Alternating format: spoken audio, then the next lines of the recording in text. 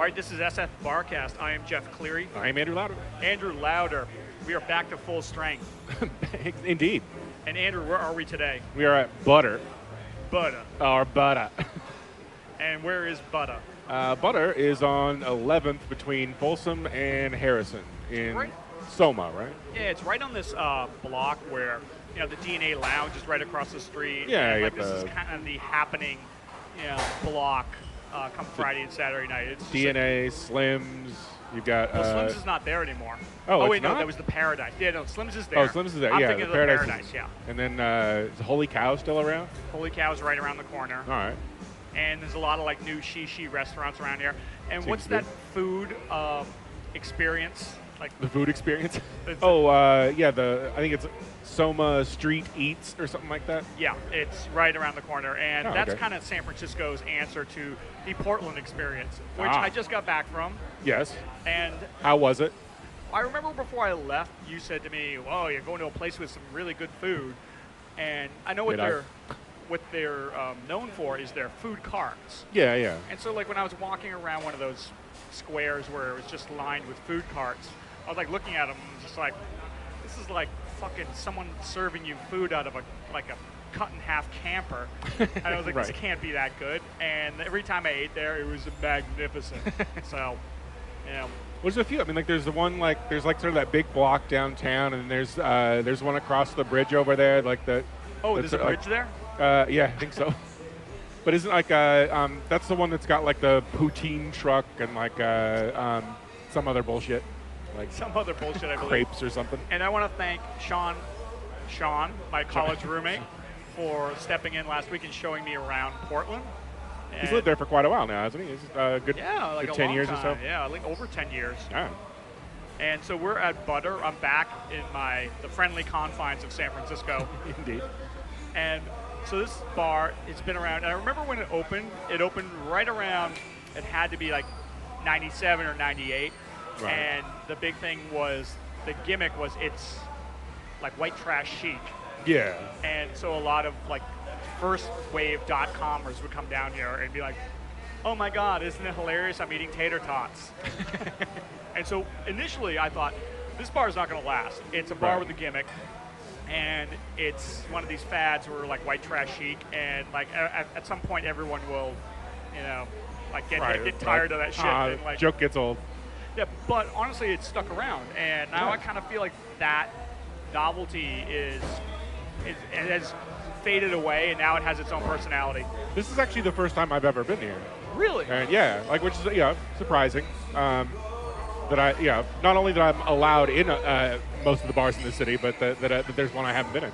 But like, I like it. It's I'd heard about the concept for a long time. I've heard of this place obviously a bunch, and I sort of had an idea in my head of what it would be. But like, it's actually they really kind of go above and beyond the just the normal white trash experience. You got like big screens showing wrestling. You got half of a Winnebago in the corner. Yeah, they do. They have retained some of like the white trash like element to it. Yeah, they're showing WWE or something, and Good timing for that, by the way. Like, yeah. Great, exactly. I haven't heard anything about everybody- WWE recently. I bet everybody who's involved with that is very progressive and forward thinking. That's right. Yeah, this. Although like that, I feel like this bar has sort of shed that old like .com. This is where the .com douchebags show up. Right. Well, because they're on to like much more expensive place. I mean, like, and that's sort of like part of the gimmick, or not gimmick, but like part of the theme of this place is like they have a bunch of like most of the drinks here are almost comically like easy to make and sugary, and like the tiki trash, for example, is like Malibu coconut rum and Hawaiian That sounds punch. awful. Yeah, and It sounds like a hangover in a glass. Yeah, exactly. Yeah, I have to imagine if you were to stay here all night and drink nothing but that, like you would vomit so much. That's like a sorority girl drink, where it's like, I'm gonna have Right. 7 of these and figure out where I am in the morning. This drink isn't on fire. I don't like it. But it's kind of interesting that you've never been here before. Well, Yeah, I don't think because I'm white trash. Is that what you're saying? exactly. Yeah, I figure you would you be don't here all the time. But like, I can't remember what was the last bar that we did that like one of us had never been to before. I mean, like Oh, wow, for me yeah. it was last week because I was in Portland. True. But like in San Francisco, like so it's kind of I've been here a lot. Like I'm more curious as to like how your takeaway is from the bar. But like we'll save that for the end. That's what Exactly. in the industry they call it a tease. In which industry?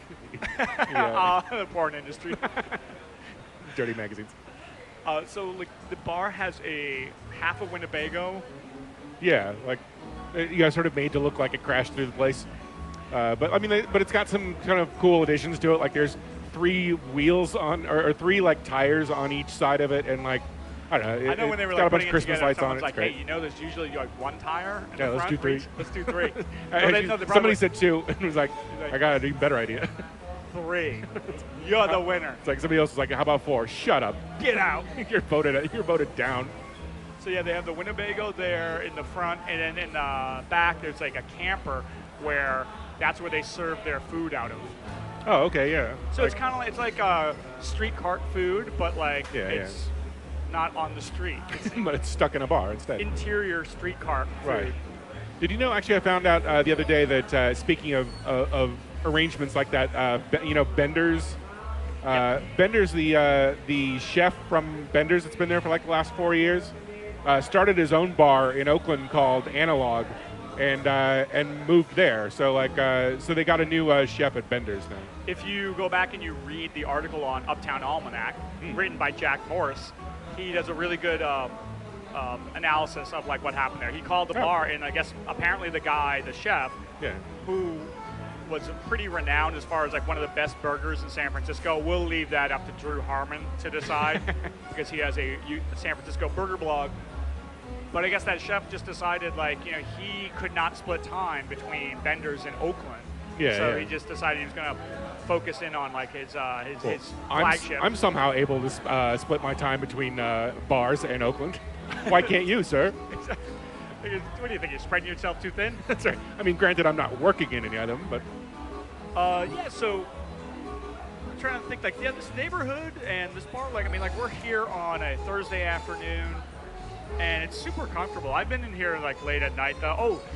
And it's like really.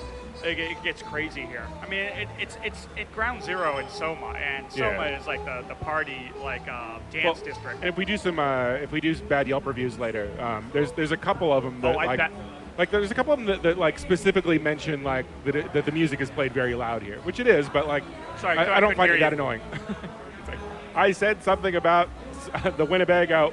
You know what? They also have an upstairs. I haven't done an entire walkthrough, but I don't know if the upstairs is open. But I came to a party here once. I think they rent it out for parties. Right. And they have foosball upstairs. And I don't know if it's always open. I'll have to check with the bartender, I Jay. consider foosball to be white trash enough. They should have like cornhole or like, That is the fucking worst game ever. I was at the festival, the Pabst, Project Pabst Music Festival I went to in Portland. There was like what was it called? Operation Rogue Pabst? Road Pabst. There was like a line of people like waiting to play cornhole. It's like, Jesus Christ, how bored are you? It was invented before fun. Jeez. Yeah, so there's upstairs where, at least there used to be an upstairs. It would kind of look like a gallery. And I went there with when I first started working at Gap. I'm going to tell this story, and I'm going to embarrass his friend, but I won't use his name. When I first started working at Gap, I went to this party, and somebody like invited me, and it's like a bunch of Gap girls up there. Yeah. And I brought my roommate, Carrie at the time, and then this other friend of mine who shall remain nameless. And my other friend got like really hammered. Yeah. And he's generally a very mild-mannered chap. And he got really drunk, and for some bizarre reason got really belligerent. And he knew I was there with like a bunch of Gap people. And he was kind of slurring, and like he didn't want to get off the foosball table to let other people play. And he was like, I was like, hey dude, you gotta fucking dial it back a little. Come over here. This is like, here's some good like lessons to learn when you have a drunk friend who's out of control. So it's kind of being polite, and he just goes, fuck these people, fuck all these Ivy League people. Ivy League people. And I was like, whoa. It's like, hey, what are you talking about? He's like, all these fucking Ivy League Gap people. And I'm like, obviously he doesn't know. At the time, he did not know what Gap is all about. Gap is about like getting attractive young women who went to Arizona and Arizona State. Really, I was going to say, like, he obviously doesn't know the difference between Ivy League and Seven Sisters. Well, I was like... It's like, really? You think these girls went to Harvard? Fuck no, they all went to Smith. I was like, yeah. And I said to him, like, he went to UCLA. I was like, dude, half these kids went to UCLA with you. And then, like, I had to, like, basically, like, and I kind of gave up on him, but, like, he was being crazy. So my roommate went over to him, and he said, like, hey, dude, it's not like, you know, this is all of Jeff's new coworkers, and right. You're fucking up his spot. And so then, like, we dragged him out of there. And to his credit, the very next day he called me and apologized. So, right. You know, as drinkers, as most of us are. He said, I realized later that I should have picked my battle and that the foosball table was not the proper venue for my it's airing of grievances against the Gap Incorporated. Right, exactly. It's like, this foosball game is not going to settle it once and for all between the Ivy League, those Ivy League eggheads and the rest of us. Like, well, we're not allowed on the foosball table. Shut it down, everybody. The whole company. So we know, as drinkers, we all have done stupid stuff, and hopefully as you get older, you do less stupid stuff. But in the I don't believe you. rare event that you do stupid stuff, you can always walk it back by just calling, manning up, and apologizing the next day. And everything was cool after that. To be fair, you could probably take it far enough to where an apology won't, dispose of the body. Well, I mean, I got a few like crooked looks from women that I worked with the next day, but all of that, in 4 or 5 years, no one remembered anything. That's your motto. You want to take a break? We could do that. Yeah, maybe you could tell me more about the Project Paps 3. This time it's personal, or whatever it's called. It's not a Jaws movie. Oh, okay.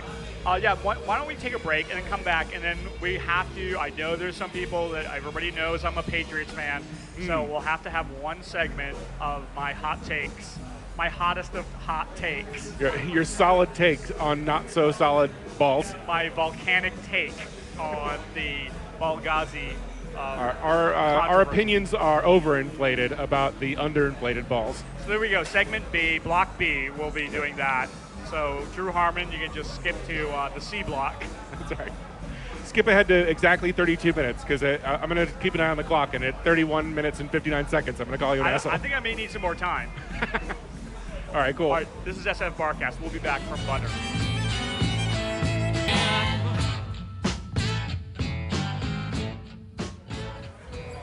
All right, and we are back at Butter. At Butter. And are you ready for my volcanic takes?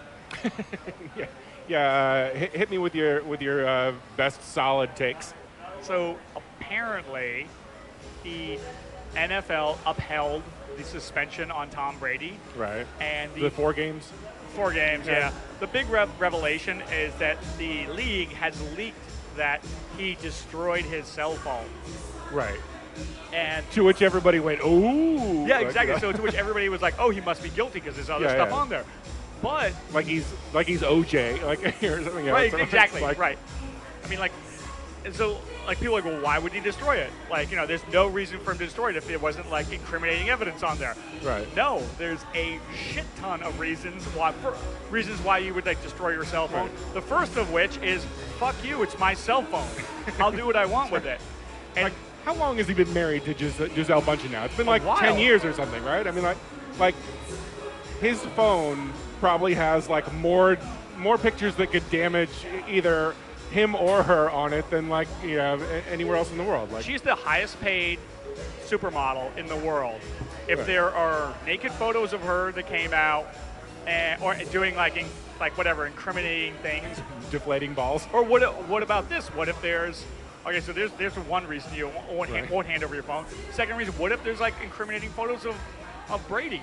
What if there's photos of him on his knees with a ball gag in, and like his wife is doing something to him? Fine. What if like he's sending dick pics to someone who's not his wife? Right. Right? Or maybe he's sending dick pics to his wife. At some point, or maybe, how about this? Maybe there's a video of him and Aaron Hernandez talking about how great it would be to kill people. Exactly. You know how much fun it is to kill people? How about this? What if you saw what happened to Hulk Hogan last week? Now, I'm not saying Tom Brady's a racist, but I know that I wouldn't hand over my phone for some of the things that I've written to you and some of the things that you've written to me. I don't know what you're talking about.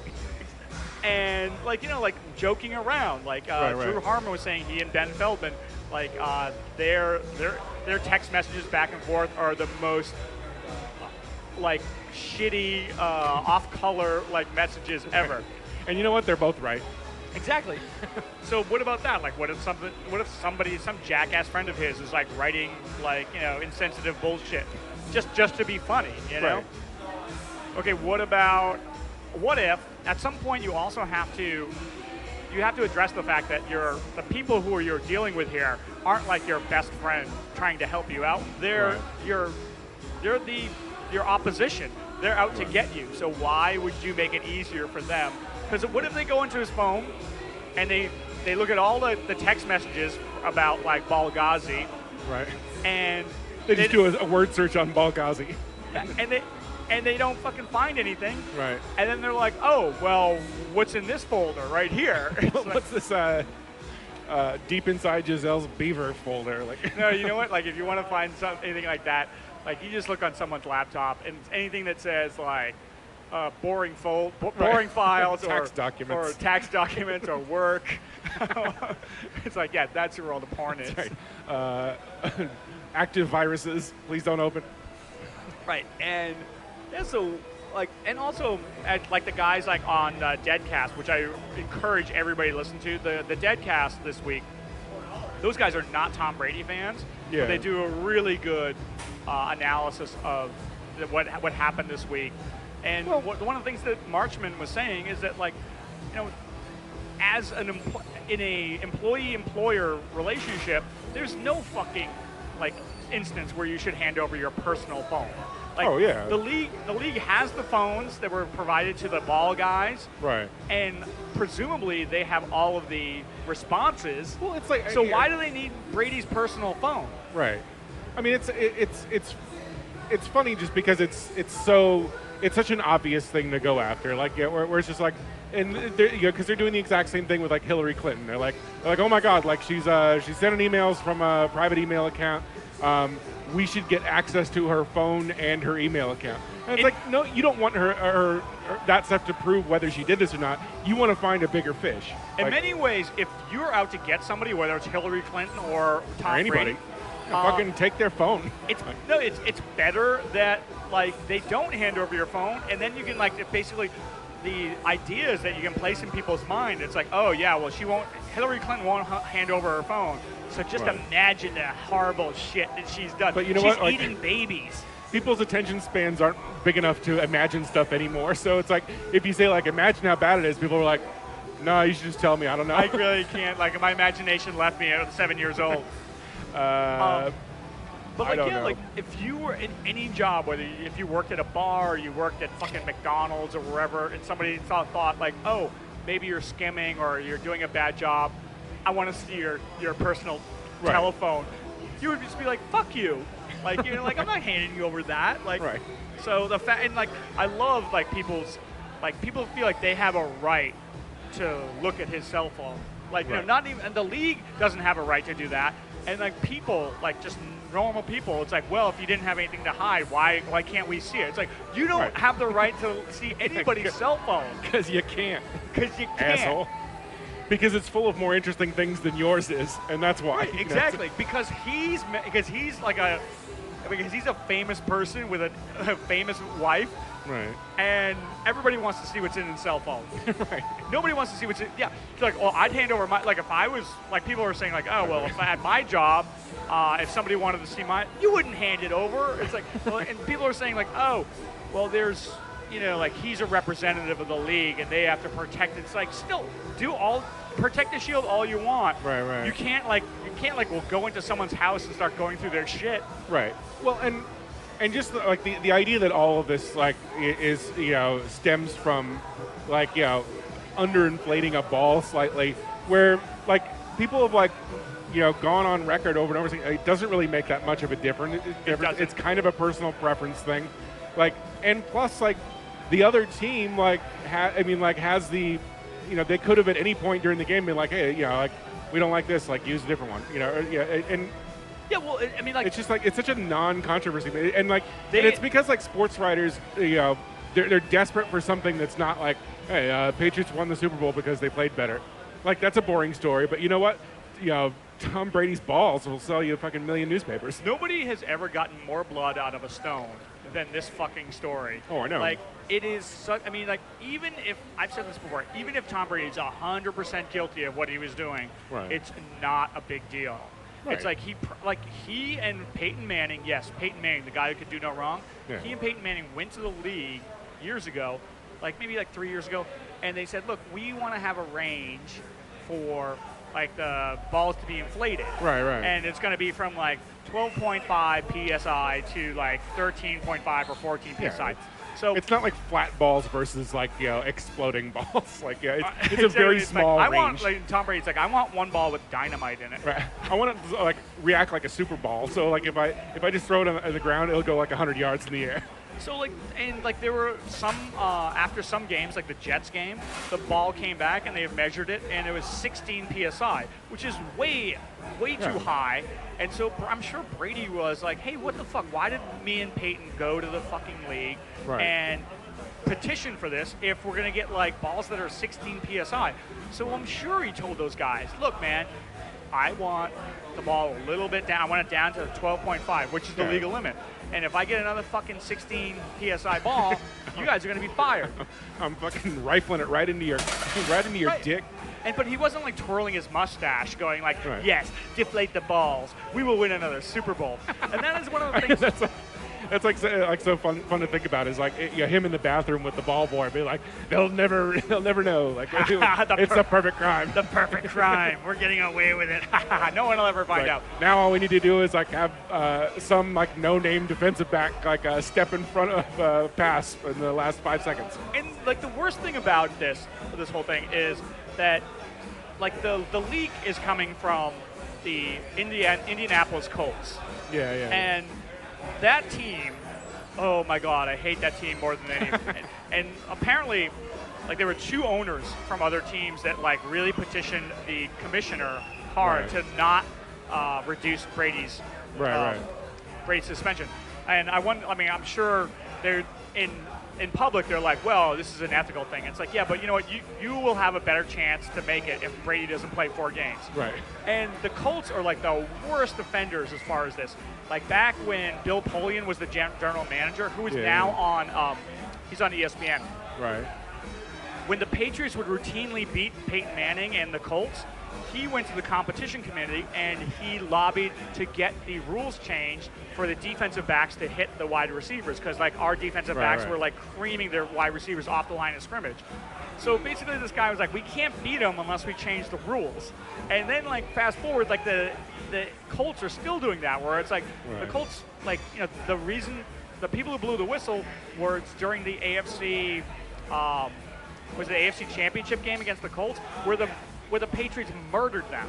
Right. And so basically these guys are like, people are like saying that like Brady's going to have to carry this shame with him for the rest of his career or rest of his life. But it's like, I feel like there should be a lot of shame put on these teams that can't beat a superior team. And therefore they lawyer up and they try to find a way to cut people down. Right. It's like, that is like so much more embarrassing than somebody like saying, hey, I like the ball at a 12 point.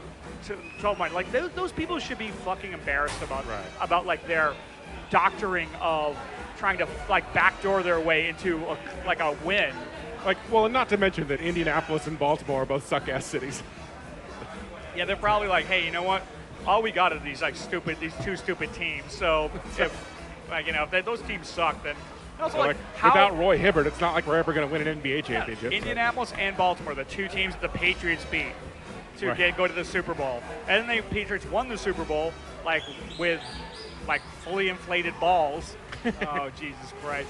So Yeah, I mean, great. those are my hot takes, and like I said, go back and listen to the Deadcast episode from this week.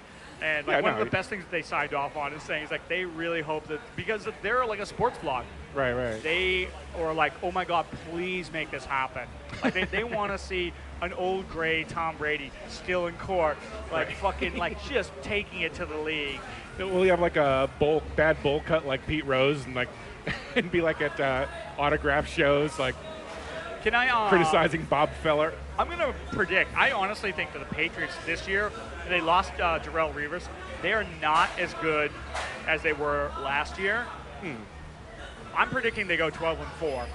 Like if Jimmy Garoppolo has to play those first 4 games, that'll be also like they were saying that because the Patriots have a bye game in the within the first 4 games, I think. Oh, okay. The 4th game of the suspension would be in week 5. Oh, okay. And that is the game where they play the Dallas Cowboys. And the Dallas Cowboys have a guy, Greg Hardy, who was convicted in court of beating the shit out of his girlfriend or his wife. All right. And he got a 10-game suspension. Got it reduced to 4. So it's the same thing.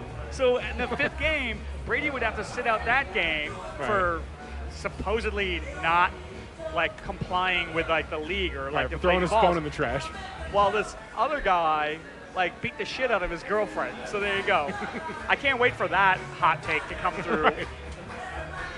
So is that all the sports you want to do, or do you want to talk about? Oh, well, the only other thing I can think of that happened, I mean, like, we're still in the dregs, obviously, but, like, I mean, there's been a few little moves here and there. Like, I want to welcome Bastian Schweinsteiger to the Manchester United. But what's the other his name thing again? Bastian Schweinsteiger. Gesundheit. Exactly. He's from Cleveland. No. He's from Germany, of course. And the other thing was the Team USA losing to Jamaica in the Gold Cup or whatever that was. But I love like Tony Kornheiser's take on all this stuff. It's like, how do we, a country of like 400 million, lose to a country of like whatever with like of like 35 people on it, and 35 people, and 30 of them are stoned. But like I want to say, blood clot, Lord have mercy, respect to Jamaica, and yeah, exactly. I'll throw in a bunch of air horns there as well. I know. Is that their? Every team has a theme song. Is there just like this the Jamaican horn? I think Major Lazer does their theme song, their national anthem. Does that mean, Andrew, like this is where you get to shine and tell me about soccer? Ooh. Does that mean that the USA is not going to qualify for the World Cup? Oh, I don't think so. No, because this is like this was just like a separate. I think it might hurt their chances, but like I think that they still have like 2 years or whatever of different qualifying. And what is this called? Is this called because I know it's like the Gold Cup or something like that. Copa is South America, right? Yeah. So and there's a North American league too. Yeah, like CONCACAF is like the North, but it's like North America and like the Caribbean, I think, and like some of maybe some of Central America.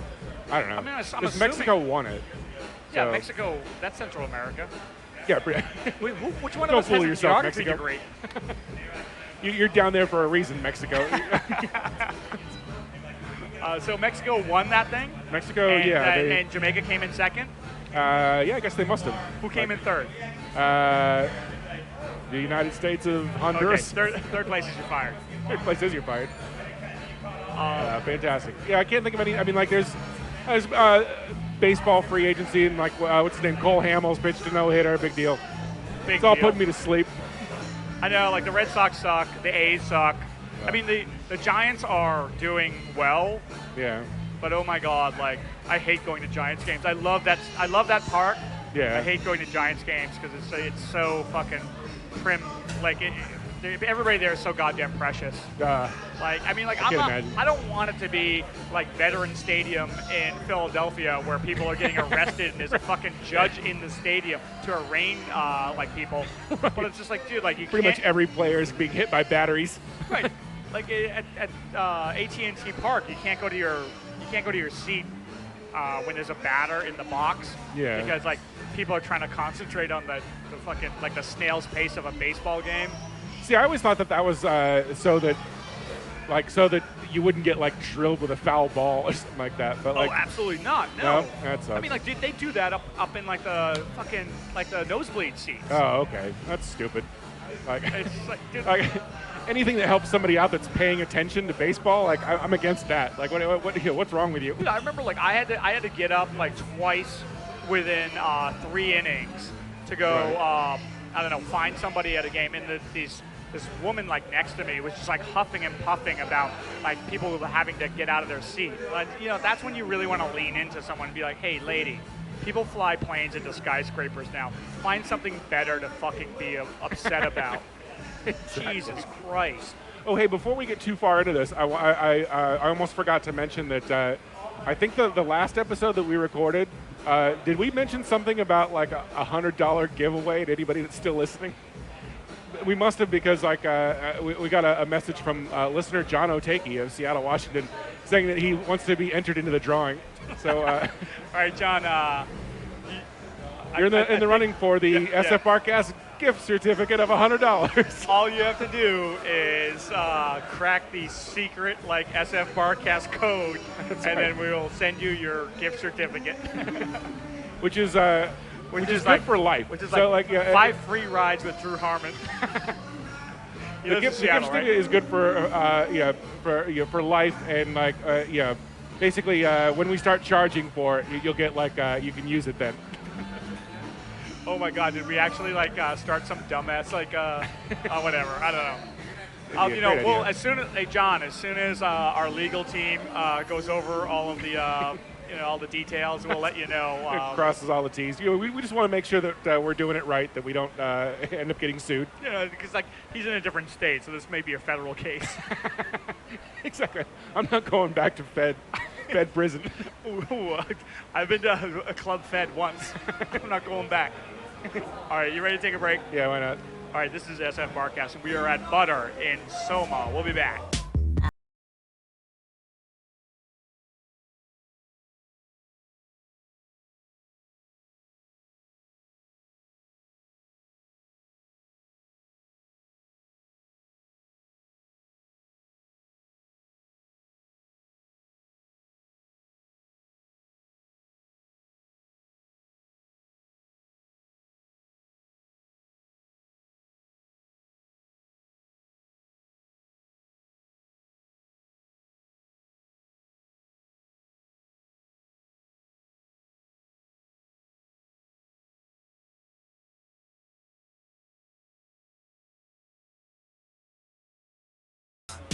All right, and we are back at Butter. Butter. I'm gonna quit.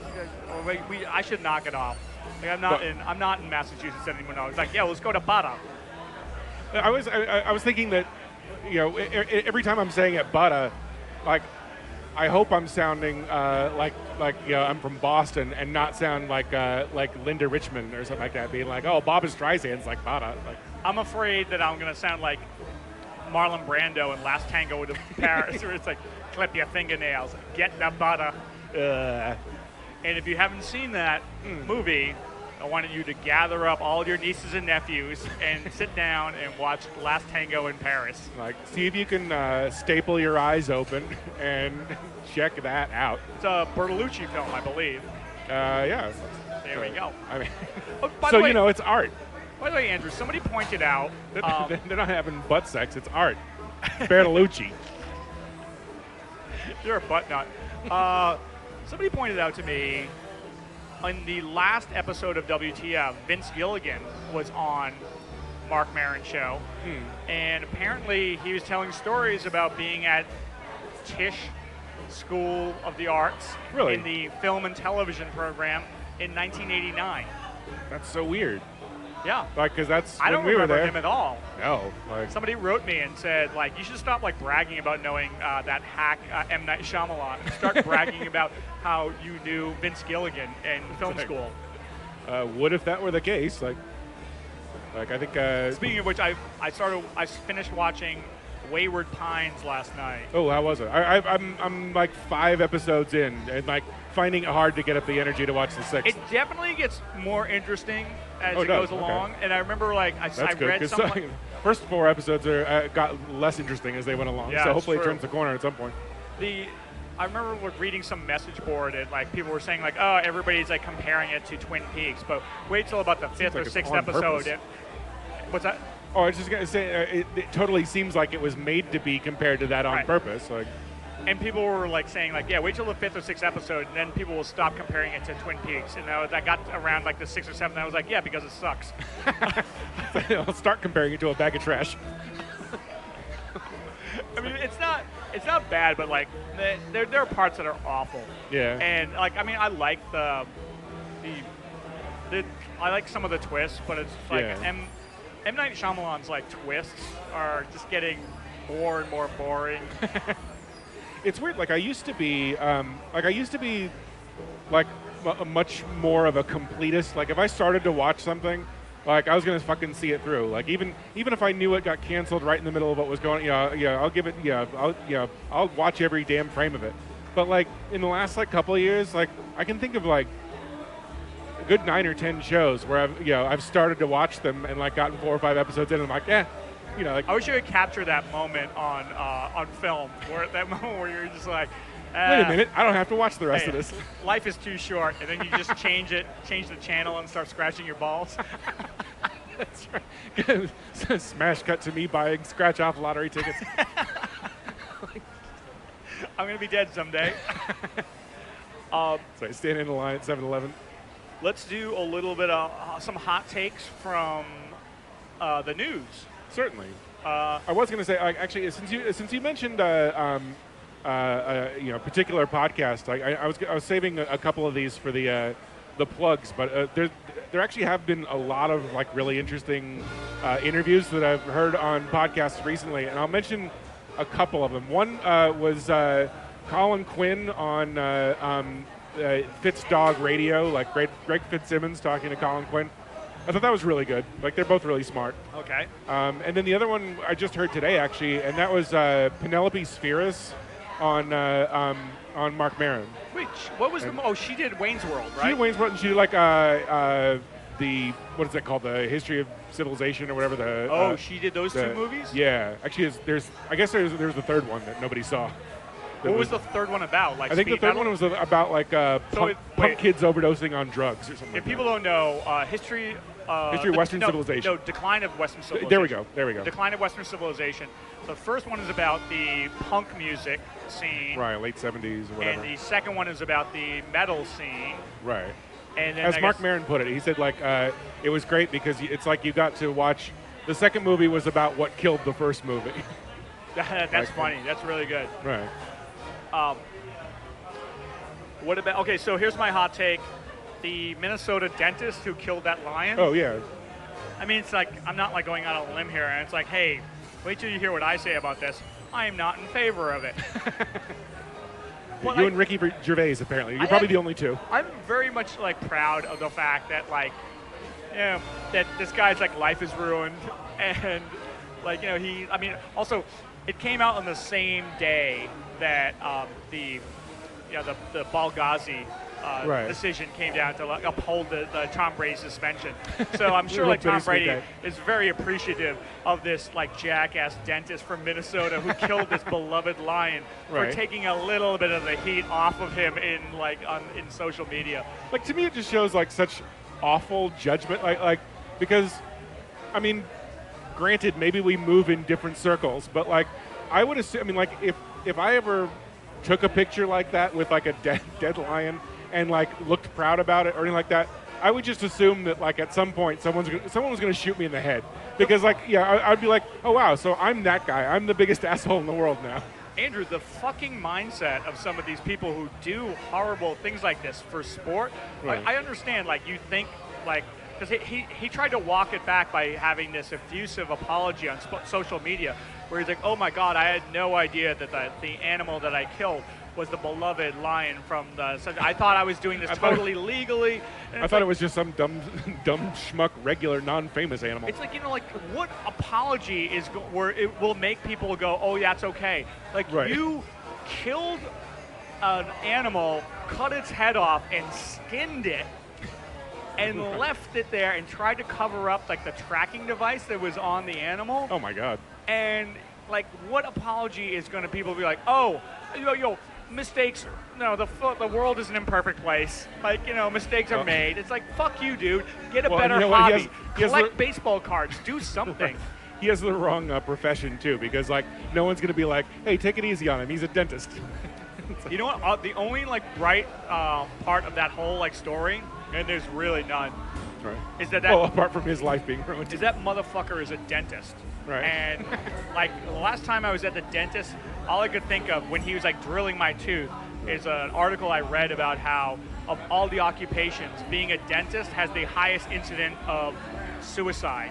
Really? And I was like, I have no idea why that is, but I was like thinking, I hope this guy really plays into that statistic.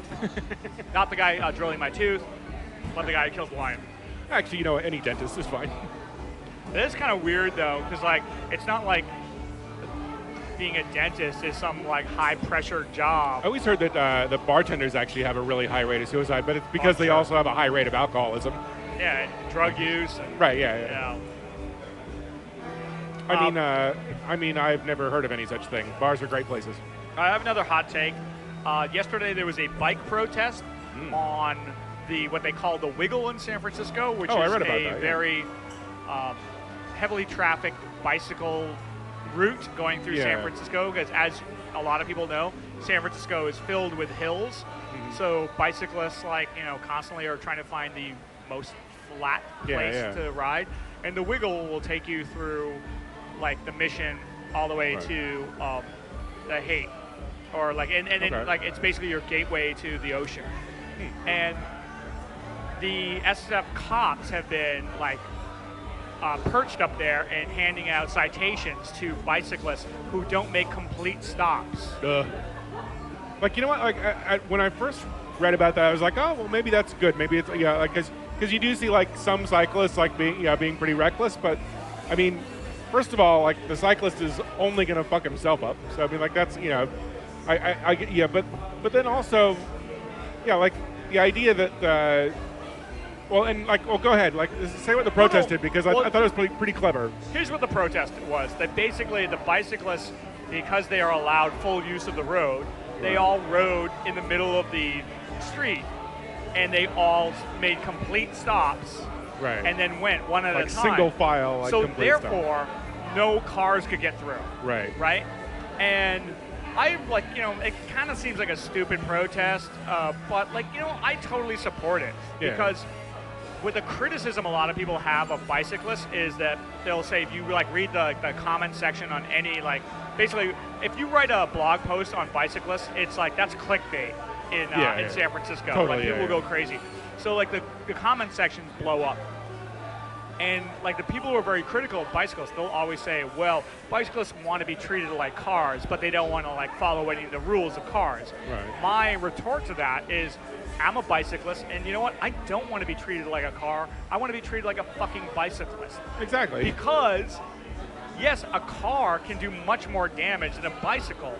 Right. And you can't compare a 2,000-pound vehicle that could kill people to a 14-pound bicycle. So I think it's totally fine for a bicyclist if you want to do an Idaho stop, as they say, and just roll through. You don't you're not fucking guns a-blazing going through the fucking intersection. Bicyclists don't want to get hurt either. But the only people who are adamant that bicyclists have to make complete stops at every intersection are just jackasses who are mad at bicyclists. Right. Or people who the same people, they don't make complete stops at intersections when they're in their cars. Yeah. So I think it's totally maneuvering a 14-pound bike and maneuvering 2,000-pound car, totally different when it comes to safety. So exactly. And the protest I think is totally right. If every bicyclist rode in the middle of the road like a car and they had to stop at every intersection, nobody would fucking get anywhere. Right. And consequently nobody would ride a bike. And then you would have a city more choked with traffic than ever. Yeah. Because everybody would have to have a car because it wouldn't be convenient to ride a bike. So it's counterproductive on a lot of levels. And also the other thing I will say to those people who are it infuriates to see a bicyclist slowly roll through a stop sign is mind your own fucking business. Right. All right? Go get a bike, then you can do it yourself, and won't that be a treat? Or just like stop fucking being a busybody and trying to tell Right. everybody else what to do. Hey, a bicyclist is intelligent enough to negotiate a fucking intersection Right. without endangering anybody. And if he doesn't, he's probably or she's probably endangering themselves. Exactly. Yeah. Like, So, yeah. like, and also, and like I've had like people on bikes like be an asshole. Oh, me too. Yeah, but it's it's like one time out of 20 at the most, and like B, like my immediate thought is like, well, that guy's gonna like fucking wind up like getting T-boned by a car someday. Like, Yeah. like it doesn't bother me to the point where I want to tell that guy. I just yeah, and like same thing on motorcycles and stuff like that too. I'm like, that guy's fucking crazy, and he's gonna like wind up like getting doored by a car because he's like not he's like trying to do things a little too fast, or whatever. here's the fucking rule that I have in San Francisco. Whether you're a pedestrian, you're a bicyclist, or a car, Right. you always defer to whoever is smaller than you. Like a car should defer to bicyclists because they can do more damage to bicyclists. Bicyclists Right. should defer to pedestrians because if they hit a pedestrian, Right. you like can do a lot of damage. And guess what? It does happen every once in a while where there's some jackass bicyclist who's barreling through somewhere and he like hits a pedestrian and the pedestrian's seriously injured or dies. Yeah. But when that happens, oh my God, you never fucking hear Oh, the I end know, of yeah, it. like, Like yeah. they squeeze that, they fuck that chicken until Right. that chicken is dead. But like like cars like run over like people all the time. Cars hit like bicyclists Right. all the time. And that's kind of a blip on the radar. Like you'll see it, but Right. it's like, oh my God! Like if a bicyclist like hits a pedestrian, people like lose their fucking minds. It's like did you And see bicyclists shouldn't hit pedestrians. like this morning? I think near the Presidio. Do you see like that? Like some hit and run guy. Like he plowed into a bunch of parked cars and then tried to make a run for it. And like the cops caught up with him. He beat up like two of the cops, and then so there must have been like a whole shitload of going on. Because then he dropped dead in the ambulance. So He like, what? He dropped dead in the ambulance. So like He must have been on PCP or something. yeah, like I mean yeah. Oh, you know what? He dropped dead in the ambulance. He beat up two Like- cops and dropped dead in the ambulance. Yeah, exactly. Give me oh, come on. How naive are we, Andrew? Jesus Christ. Like they say that We'll see. the mugshot of that woman, Sandra, Oh yeah. like, they said that in the mugshot they could tell she was already dead. Jesus Christ. Jeez. I mean, like, cops are, I mean, like, dude, you beat up two cops. Right. Yeah. Oh, and he must have had a bad heart because he beat up two cops and died in the ambulance. Jesus fucking Christ. He ran his face into my nightstick about 20 times. Hey, I want to say a couple of things about the bar. Yeah, Jay, yeah. the bartender, this guy is a fucking real bartender. You know what I'm saying?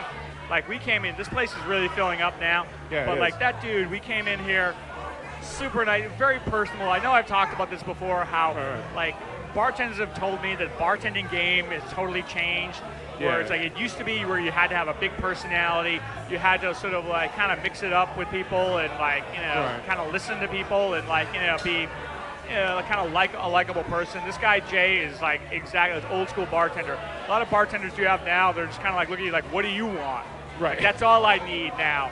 You and your drink order. It's like it's your job to do that. Right. This guy does it, and he's a great dude. Also, I got a drink from their specialty cocktail. Yeah. And I got the Bitchin' Camaro, which, oh my Ooh. God, I have so much to say about. I don't even know what's in it. It's Is it rum. 92 proof Sailor Jerry spiced rum and Dr. Pepper. My It God. says, spiced rum and Dr. Pepper. It said it'll get your motor running. I Get guess your gag reflex going. exactly. I know I'm going to be paying for this later. But I saw they had a drink called the Bitchin' Camaro.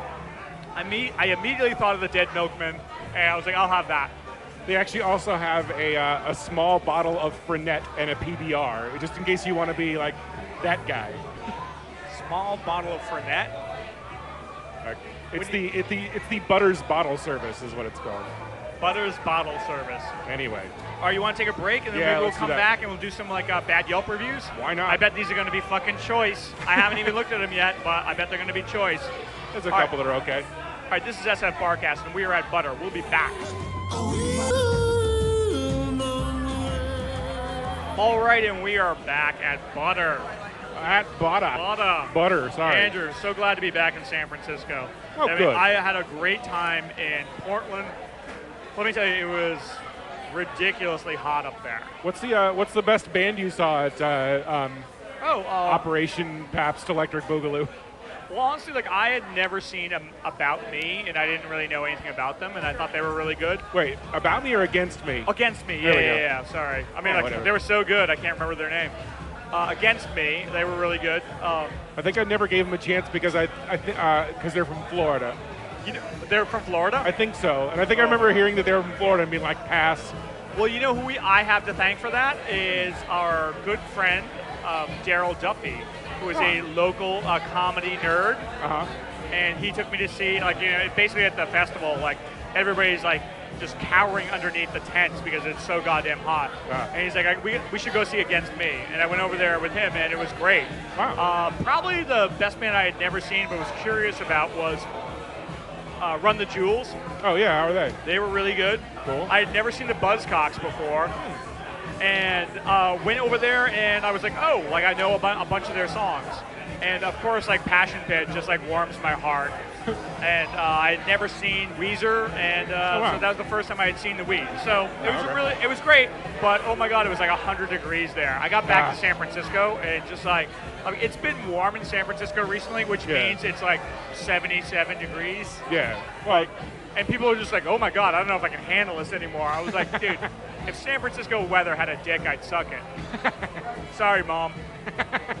You want to do some bad Yelp reviews? We can certainly do that. Yelp. I need somebody. Yelp. Not just anybody. Yelp. You know I need someone. Yelp. I should say every time we're going to do bad Yelp reviews, I always like to point out when we're looking for like 1-star Yelp reviews. Right. Like if a bar has a lot of them to like choose from, probably a bad bar. This is pretty hard. I'm actually going with a 2-star review because there's so few 1-star reviews for Butter. So good job, guys. I found a few 1-star reviews. You want me to go first? Yeah, go ahead. All right, this one's a short one. So Colleen B.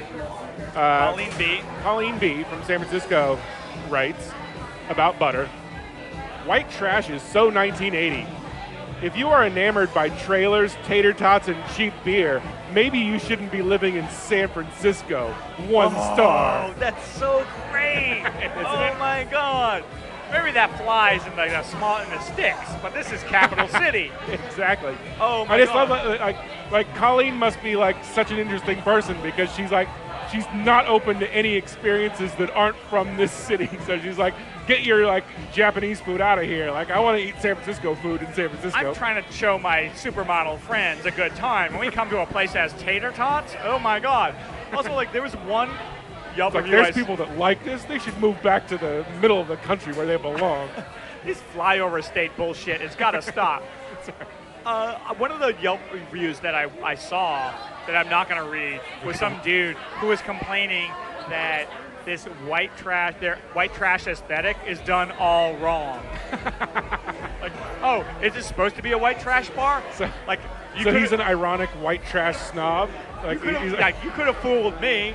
Like everybody at the bar had their teeth, and like the meth that I bought in the men's room was like mostly cocaine. But all of the dishes here are washed. It's like no one's dropping dead from ancient diseases. Like it's like, dude, you understand? You and like that girl, you guys understand? Like it is a fun theme, right? Exactly, They're not trying to recreate Modesto on 11th Street in San Francisco. Like, ew! I can't. I don't want to think about these people existing. Why even make fun of it? Although there's another side of it that it goes like too far, where it's like when people like. There are people who came from like white trash like places in the country, and like suddenly it's like a theme park. It's like, oh yeah, like you like. Remember your childhood? We laugh at it. Isn't this funny? Let's pretend like we grew up in a camper. Ha ha ha. It's like fuck you. All right, what do you got? All right, I got one from from Sally T. And she writes, and this is actually a 2-star review, which is kind of funny. She writes, I knew even before stepping a foot into this place that this was going to end terribly. And of course, I still waltzed right in. I waltzed right in. I ballroom danced right in. Wait, so she knew it was going to go terribly, but then waltzed right in. Well, Right. that tells me that she has very poor instincts. She says sugary drinks plus bottom shelf alcohol plus Jell-O shots equals, all in all caps, worst hangover ever. Don't believe me? Flashback to me last weekend, puking to the point where all I can do is dry heave and spit out stomach bile. She's a very. Is there any reason you have to go into this much detail on Yelp? Like the way she paints it, it's like I was there. Until 5 p.m. the next day. 5 p.m. My body had never been so mad at me, except maybe after Coachella. Jesus Christ. Like, She that sounds like about a 100 or 500 experiences in my life. She starts her next sentence, though, saying, I might come back, though. to this super divey, super packed, super white trashy bar solely for the food. Because the world knows I love mac and cheese and White Castle burgers. But please, someone kill me before I eat. There might be other reasons you're throwing up that's not the drinks. Like, I love it. you know me, I love piling White Castle burgers down, but then I can't stop throwing up for some reason. Listen, Andrew, I will not have you disparage my future ex-wife. I love this girl because she's like, worst hangover ever. Although, I might give it another shot. Worst sex ever. Then again, Although, I wouldn't have to get out of bed to get it again. I'm not the kind of person that learns from my experiences. Nothing that a night of pounding back drinks at Butter won't help. So she basically says after that, please someone kill me before I even think about consuming another of Butter's overly sweet concoctions. F.U. Bitchin' Camaro, which is what I'm drinking. Oh, okay. F.U. to Tang Teeny, which is Smirnoff Orange. Triple sec. It's vodka, triple sec, Oh, and Tang. And Tang. and Sunny D. Oh, That Sunny is- D and Tang. My God. Jesus Christ. That It says, I think sounds disgusting. that does sound disgusting. And you know what what did you have, the Bitchin' Camaro? And that is like Sailor Jerry's spiced rum and Dr. Pepper, right?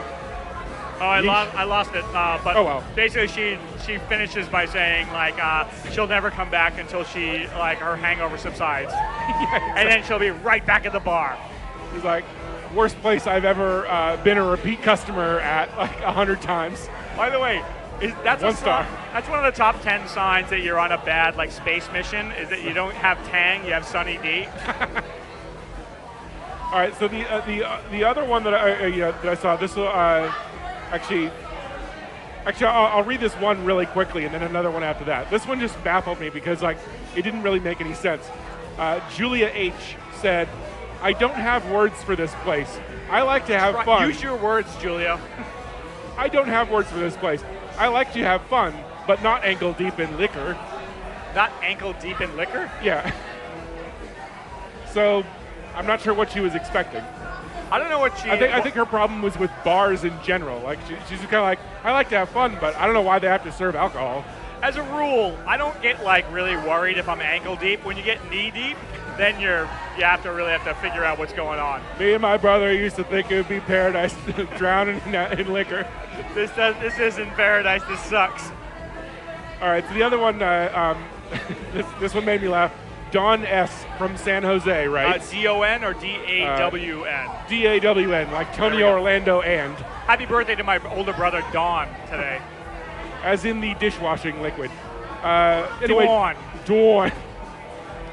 Dawn writes, this place was really cool until the old hag selling Jell-O shots grabbed me by the arm and humiliated me in front of my friends until I paid twice for a $2 shot while simultaneously feeding people around me free ones. Sorry, Butter, but your crazy waitress made me not want to come back. Oh my God! I wish we could I wish we could recreate that. That Where reminded it's me of a Saul from the Jerky Boys, where it's like, Hey, do you think? the crazy waitress pulled down my pants and humiliated me in front of my friends. But also, the guy's buying Jell-O shots from her. Oh, the girl's buying Jell-O shots from her, and she do you think that bartender wants to have to police people after selling them Jello shots. Yeah, exactly. Hey, fuck! I know I just like sold you a bunch of Jello shots. But fucking act your age. Jesus Christ! That's right. This is a fucking club. You guys act like adults, for Christ's sake. Now here's your fruity, boozy Tang drink. Exactly. No. You did 12 of those like fucking fruit punch Jello shots. Give me the fucking money. Don't try to fucking skim off the top. All right. What do you say? Do you want to wrap it up? Do you want to do some? You got any plugs? Wait, Andrew. What is your final analysis, Phil Joannou, of this bar, Butter? Butter. You know what? Like I like it a lot more than I thought I would. I mean, it definitely is getting really busy. Yeah, and it's again, this is the first time you've been here. Yeah, and it is super loud. You got to be sort of prepared to like shout or whatever. But it's I don't know. It's a fun time. I like the motif or whatever. It's like the theme is well done as far as I'm concerned. I'm not sure if like I'm not gonna like bring my parents here or anything, but like. Also, like since it's been here for so long, I feel like the sort of motif or like the novelty of it being like a white trash bar, it's kind of like it's faded. Right. Now Butter is what Butter is. It's not like it's in the fucking like a tour book. Like go down here and eat tater tots. It's like it is what it is now. Yeah, I will say that like whatever it's near. I mean like whatever it's nearby certainly seems to bring out a lot of extraordinarily attractive ladies. I would say. There seem to be like legit models everywhere here. I don't know if it's the .com thing or if there's like a modeling institute nearby. Or I'm so glad that you brought that up. So you I'm a happily married man. You can sound creepier than me, but I have noticed the exact same thing. Although you know what, like it's not like bad like fucking like the marina, where it's like there's attractive women and it's just like not that interesting. Yeah, like these look like. The reason I think that they're actual, like, maybe models is because, like, A, they're ridiculously young, probably too young to have a real job of any sort. And Go on. Go. Not those nuts, the ones at the bottom.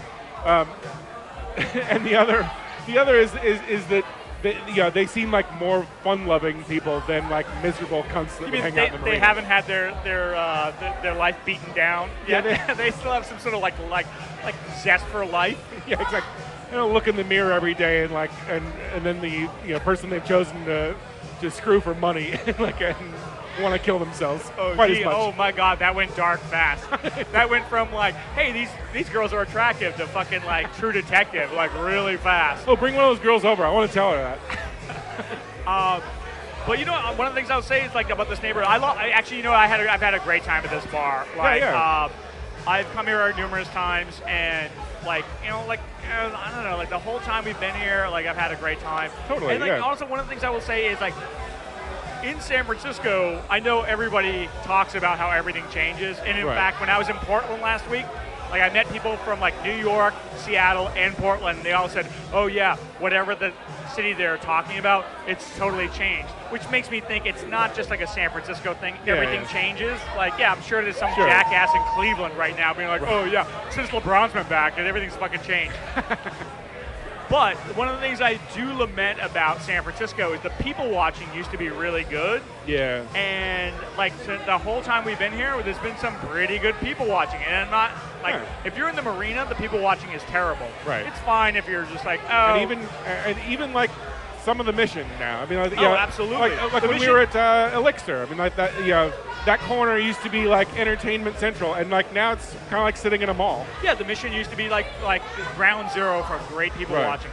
And the whole time we've been here, it's been like really pretty interesting. Like there's like the attractive like supermodels running around, and then there's like some. I'm not sure if that's a permanent thing, so don't hold us to that. If you come here and there's a bunch of like a bunch of threes, don't take it out on us.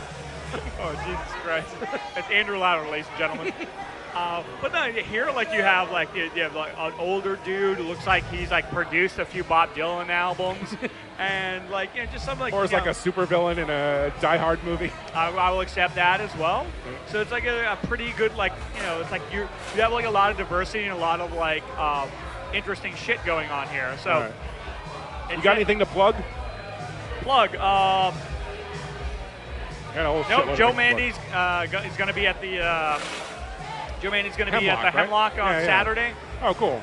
Aside from that, I don't have anything to plug. It should be a great weekend in the city actually because Yeah, I'll like, be no gone. one, well, no one's gonna be able to get here by BART, and you know, like the BART tubes are closed this weekend, and so no one's gonna be able to get to the city from like the East Bay. How So Bart got her tube packed? I have no idea. BART's getting its tubes tied. But like, okay, so here's a What are couple your plugs I got. 2 new albums that I'm enjoying: The Bird and the Bee, A Recreational Love, and Born in the Echoes by the Chemical Brothers that I'm going to see tonight. Bragging. Bragging. KEXP Radio recently did an entire breakdown of the album Paul's Boutique. Look that up online. It's fascinating. I mentioned Colin Quinn on Fitzdog Radio. Dana Gould's keynote speech from Montreal That's is really so great. good. Andy Kindler on Todd Glass was great. And That's amazing, yeah. and also Andy Kindler and Bert Kreischer on Duncan Trussell's podcast was really good. I haven't heard that one yet. Like, and that was like a live one from Montreal, I think. But like, Andy Kindler's just like totally on fire recently. Like, Yeah. like if you can get him like complaining about stuff, it's amazing. Free speech. Free speech. Free speech. I do have one plug. When I get back into town on Wednesday of next week, August, I believe, 5th, is trivia. Is Jeff Cleary's Summer Trivia Spectacular and at the Right Spot. There we Starts go. at 7 o'clock. We've been getting some crowds, so get there early. Be there and be square. Yeah, that should be my tag phrase. There we go. I can't. When do those Free of T-shirts charge. get back from the printer? Right after, we can't print any T-shirts because then we'll be legally obligated to give one to John Otake. We're cool if you're cool. All right. So is that it, Andrew? Anything else to plug? Nothing else. Well, I'm glad to be back. Let me just say that much. Hey, welcome back. Glad to be back, and I feel like now, when I was, fuck off back to Oregon again. now that I'm back in San Francisco, I can commence crushing it again. All right. All right.